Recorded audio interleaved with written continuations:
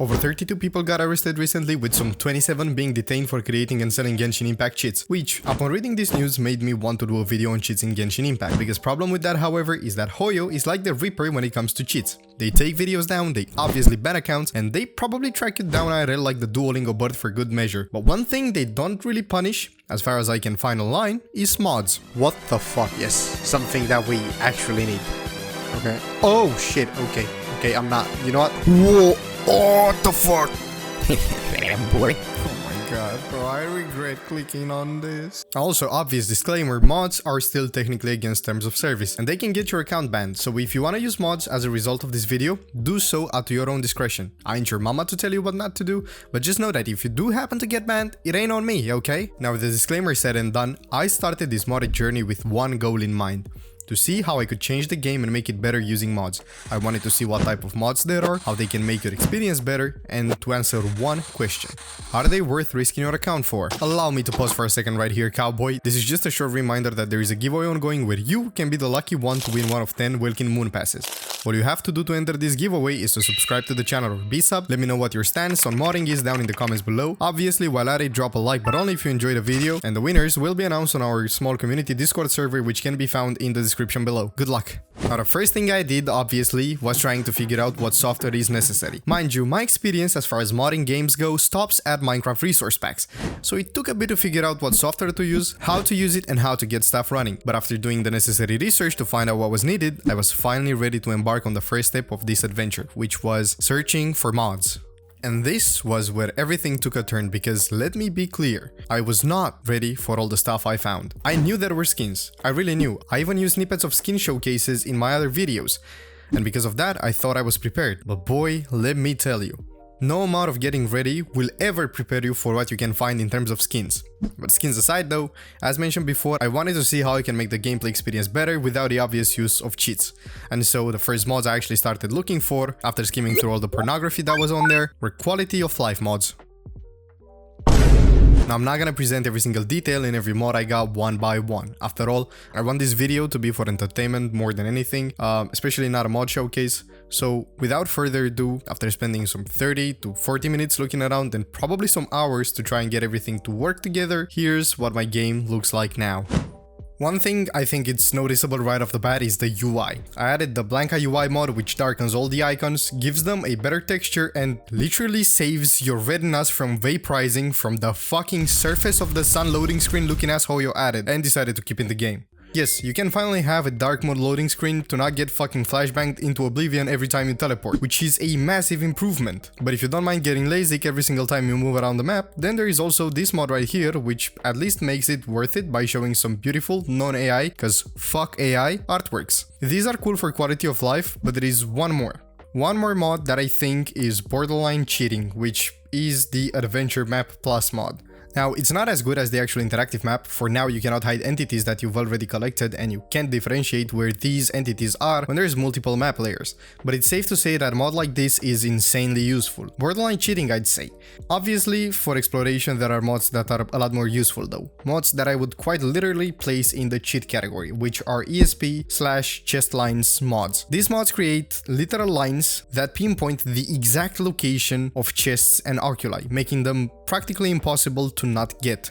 All of that said, keep in mind, no one's ever gotten banned unless they were reported with a specific screenshot where the UID was shown. But at the end of the day, everything is still against terms of service, so keep that in mind while we navigate through the rest of the mods. Also, as a side note, if you do decide that you want to try them out, but you don't know how to get them to run, let me know in the comments down below if you want me to do a guide on how to install, run, and use these mods. If you decide to go down this road where you start modifying Genshin and using software to change the game in whatever capacity and extent you might want, one piece of software that's separate from mods that I think is an absolute must-have and for which, just like with regular mods, no one's ever gotten banned for using is the FPS Unlocker. I cannot even begin to put into words how amazing the experience is once you're out of the 60 FPS lock hell. The smoothness is out of this world. The stutters, if you have those, they'll most likely be gone, and the experience as a whole just goes to a whole nother level. The only issue I had was that I could not get it to work with the other mods used in the game to save my life. But I'm sure there's a way to get it to work, I'm probably just not tech savvy enough. Now for me, the absolute pinnacle of modding comedy comes from these cheeky, fun meme mods that people have cooked up. For example, My favorite mod so far is Arlecchino's chair being changed into Virgil's monoblock.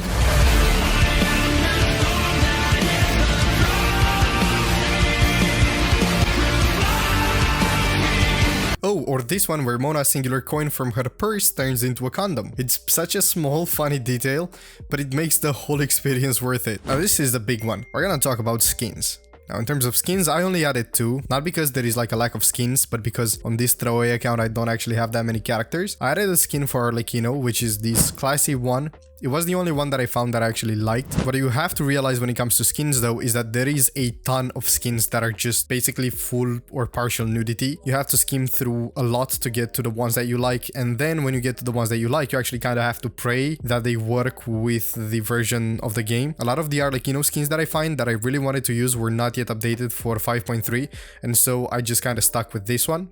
Still, it's a nice skin and I really enjoy playing with it, and it still does the job. Now, the other skin I added was this natlan traveler one. It fits the natlan theme perfectly. It basically encapsulates how the traveler should look when he is in natlan, and I really love it a ton. What I like about it is that it respects the accent color changing whenever the traveler resonates to a different element, which I think is really cool. And this is a theme you will see running throughout all the skins, which is the attention to detail is basically insane. Now, as I said, skins is where I actually enjoyed my time the most, even though I only added 2, because they actually breathe a ton of new life into the game. Being able to always change your aspect by just drag and dropping a folder into your mod pack is insanely easy and convenient. It's absolutely no wonder a lot of people are running skins all the time. So in the end, considering the time it took to set everything up, the time it took searching through mods and trying to get everything to work together, was it worth it? Well, yes. But the question should not be whether it was worth spending the time. The question is if it's worth risking your account for. And to answer this question, we must look into how these skins and mods actually work. I did a bit of digging online, and the common theme I saw people talking about when debating safety from bans is how these mods and skins change what's on your screen and never actually interact with game files, which is something that I assume would actually trigger an automatic ban. So if somebody was to join your world, for example, they would not see you with your oiled up Raiden skin you have. They'd only see the base skin, and they will also not see whatever icons you might have on your map, for example. If the mods did change the game files, the person joining your world would probably see you glitched out because they'd have missing textures since they don't have the skins you have installed. So because of this, most people consider these mods to actually be safe. There was only one instance that I saw being talked about where people got banned for using the exact mod I used, and that was when Honkai Star Rail was released. But apparently after a little while, Hoyo reverted whatever it was that was banning people, and since then nobody got banned for using mods anymore. So knowing all of this, and again, this is only my opinion, if you decide to use mods, you do so at your own risk, but I think it's worth it. I would personally consider using skins, specifically off stream, just because of how much life it breathes into the game.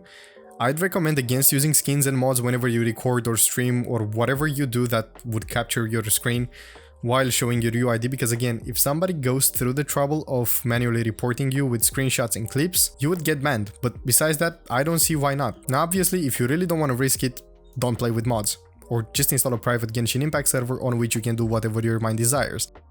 For that, I'll even link a video down in the description below from Madeline that goes over how to install a private Genshin server in case you want to go down that route. His video will have all the steps, all the tools, how to create your account, and basically everything you would need to know and download to be able to get a private Genshin server to work. But this was pretty much it for the video, guys. Thank you so much for staying up until the very end. Remember, we have the giveaway ongoing for the 10 Welkin Moon Passes, so make sure to subscribe or be sub, like the video if you enjoyed it, and let me know in the comments down below what your stance on modding is. Thank you so much again for staying up until the very end, and I'll see you in the next one. See ya!